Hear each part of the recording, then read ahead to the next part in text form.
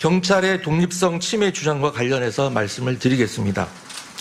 경찰은 헌법재판소나 법원과 같이 독립된 기관이 아닙니다. 다른 모든 공무원과 마찬가지로 헌법상 의무인 정치적 중립을 지켜야만 하는 것입니다. 독립성 침해를 주장하는 분들은 역대 정부에서 행안부 장관을 패싱하고 경찰이 BH와 직접 상대하는 것을 독립성이라고 하는지도 모르겠습니다. 하지만 만일 그러한 주장이라면 잘못된 관행 수준을 넘어서 헌법과 법률을 깡그리 무시하는 것이기 때문에 일고의 가치도 없는 주장입니다. 수사 업무에 있어서는 정치적 중립이 더욱 요구되고 업무 담당자 개개인의 강력한 의지가 중요합니다.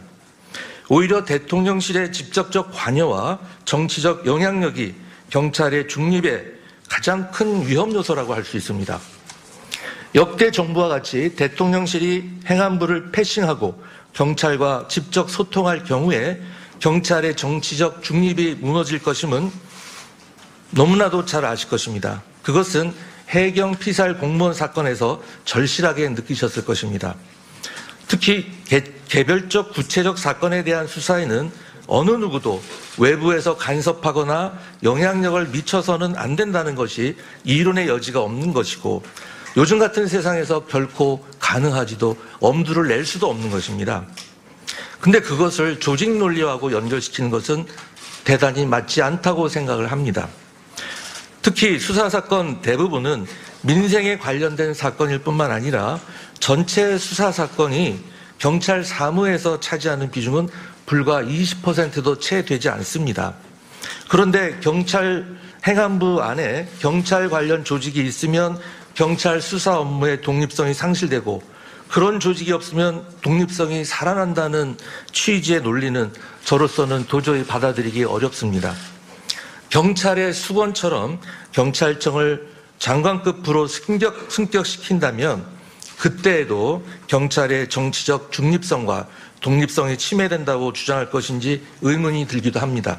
즉 국무위원인 행안부 장관의 지휘를 받으면 정치적 독립성이 침해되지만 같은 국무위원인 경찰부 장관의 지휘를 받으면 정치적 독립성이 보장되는 것인지 한번 되묻고 싶습니다.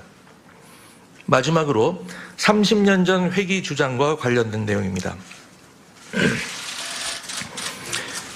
그림에서 보시는 바와 같이 지난 91년의 내무부 조직과 저희가 신설을 검토하는 경찰 업무 조직은 그 규모와 역할, 위상이 비교가 불가능합니다. 행안부 내 경찰 관련 조직을 신설하는 것이 30년 전의 시절로 돌아가는 것이라는 주장이 있습니다. 저는 이런 분들에게 이렇게 되묻고 싶습니다. 그러면 30년 전 경찰청 신설 당시 설계했던 제도나 시스템을 지금도 여전히 유지하자는 것입니까? 지난 30년 동안 대한민국이 민주화를 완수하고 세계 10위의 경제대국으로 성장하여 사회 경제적으로 엄청나게 변화된 현실을 무시하고 최근 경찰의 권한과 역할이 더욱더 큰 폭으로 확대된 사실은 깡그리 무시한 채 30년 전 경찰 신설 당시의 경찰 지휘나 통제에 관해서 아무런 조직이나 인원을 두지 않았던 시스템을 그대로 유지하자는 것인지 정말 의문이 아닐 수가 없는 것입니다. 91년경 경찰청이 신설된 것도 치안본부 시절 각종 인권 유린 사건 등도 이유가 될 수 있었겠지만 지방 권력과 관련된 것이 주된 변화의 원인입니다. 91년의 지방의회 선거, 95년 지방자치단체장 선거가 예정된 상황에서 당시 내무부가 임명하던 관선단체장 시절의 경찰제를 그대로 유지할 경우에 새롭게 선출되는 민선단체장의 권한이 지나치게 비대해지는 측면이 있었습니다. 그래서 시도 소속 경찰을 국가경찰로 하면서 경찰청을 신설하게 된 것으로 알려져 있습니다. 행안부 내 경찰 사무 관련 조직이 생긴다고 해서 30년 전으로 회귀하거나 과거로 후퇴하는 것이 결코 아닙니다. 30년 전으로 가려면 경찰청을 아예 없애버리고 본부로 이관시킨 후에 지금의 국가경찰도 시도 소속으로 모조리 전환시켜야 합니다.